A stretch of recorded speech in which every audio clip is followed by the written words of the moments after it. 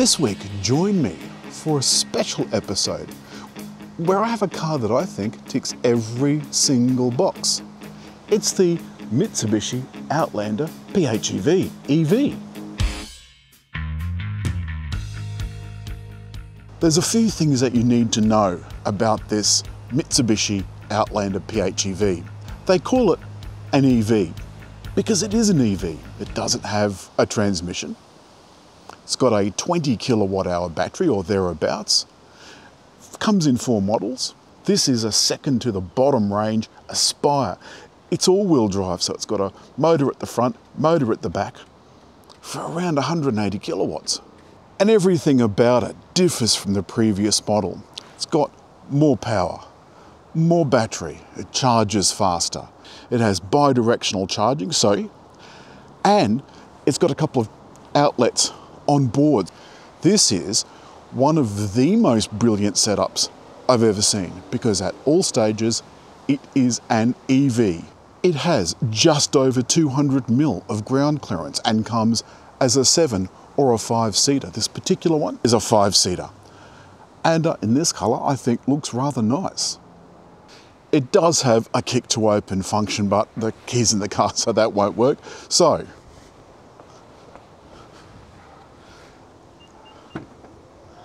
up it goes.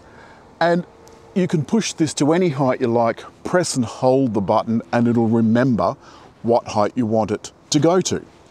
Under the floor, there's 2 cables in here, so it is a bit of a faff. But you've got one for the DC charging out in public and one that you can plug in to your 3-point point at home.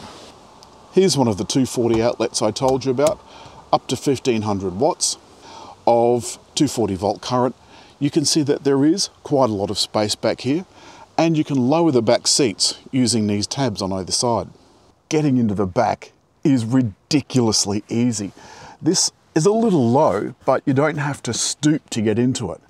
And the best thing is, look at the amount of legroom. It's comfortable and there's a really nice seating position.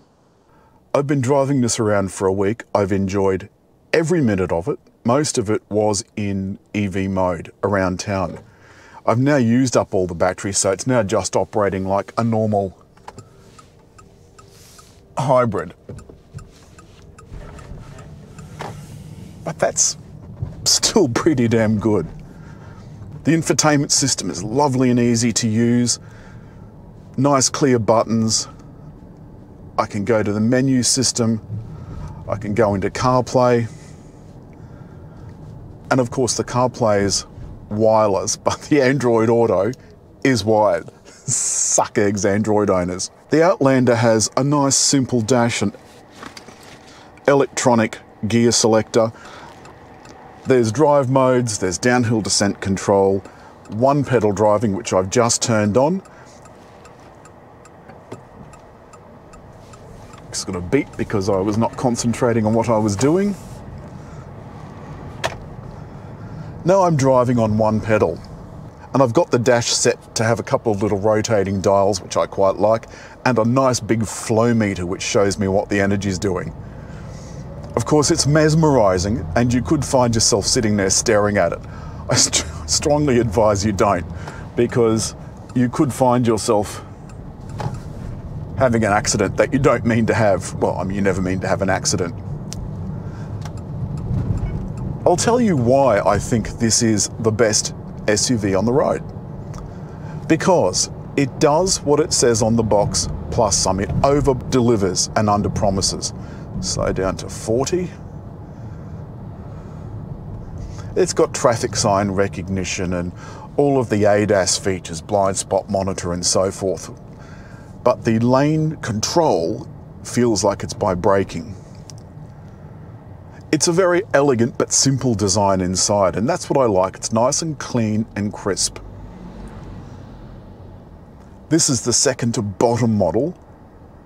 The model that I'm showing you now is a little up the chain a bit, and here's the top model. It's all basically the same car driveline wise, you just get little bits of extra stuff. But it costs you more money. This is 61,000 plus on roads. Now, even though the engine is now charging the battery in one of the many modes, I can't hear it. And I suppose that's because the engine isn't much above idle. When you've managed to charge it overnight, or at a DC fast charger or whatever, you can drive for 60 to 65 kilometres on pure EV energy alone. On the highway, once you get to a certain speed and the wheels match the electric motor spin, a little electric control comes across on the transaxle and the engine can drive the front wheels. I mean, who knew?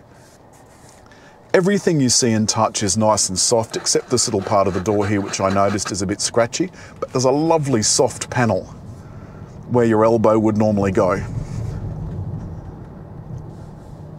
So you've got a car with just over 200 mil of ground clearance. I think it's about 203 for the Aspire. The 20 and some change kilowatt hour battery would run a campsite for ages. And it'll run, as I said, the car for 60 to 65 kilometres.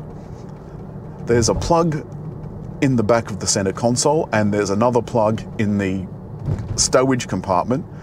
And once you press that 1500 watt button down here on the dashboard, it'll power those outlets without the accessories having to be on.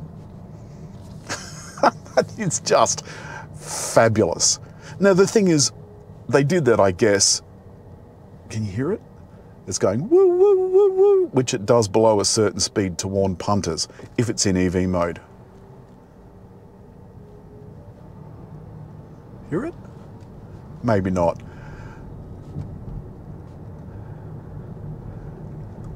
As far as feeling goes, this feels like a normal EV, and many of you will have experienced an EV by now. There's no gearbox to speak of, so there's no CVT, there's no automatic transmission, there's no manual transmission. It's just a reduction gear like every other EV. When I picked this up, it was down at about 2.4 litres per 100 kilometres, and at the moment, it is 5.8 litres per 100 kilometres. Now the reason that it's doing that is because I was mucking around with the EV settings, and there's a save setting and a charge setting.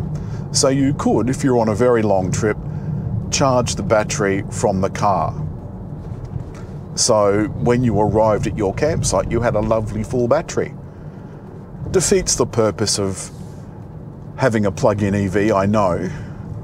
But what it does mean is that you decide how you want your battery to be used. This car has bi-directional charging, so not only can you power a laptop or run a small campsite, and you can run anything up to 1500 watts, as I said, you can have this connected with the right infrastructure, and at the moment that's only available in South Australia. The ACT trial has finished. It will send power back to the grid, it will power your house, it can power the car, and you decide how the power is used. So in other words, it can earn you money. Now the big thing about cars at the moment is that 95% of the time they sit around doing nothing. Nothing whatsoever. And that's costing you money. Instead, it could be sitting in your garage earning you money. So let's just have a quick recap. I've got a head-up display, a 12 point something inch, 12.2, I'm guessing 12.5 inch driver's display. I've got about a 9-inch center screen. I can go from 10 to 80% in about 38 minutes on DC charging. That's public DC charging. At home, it'll be an overnight thing. I can go anywhere. I've got all-wheel drive. I've got twin motors. Plus I've got a petrol engine. I don't have any transmission to worry about, so that dreaded CVT is not going to be on my radar. That's all this week from Mitsubishi's Outlander PHEV EV. As always, hit like, leave a comment, and just over there to subscribe.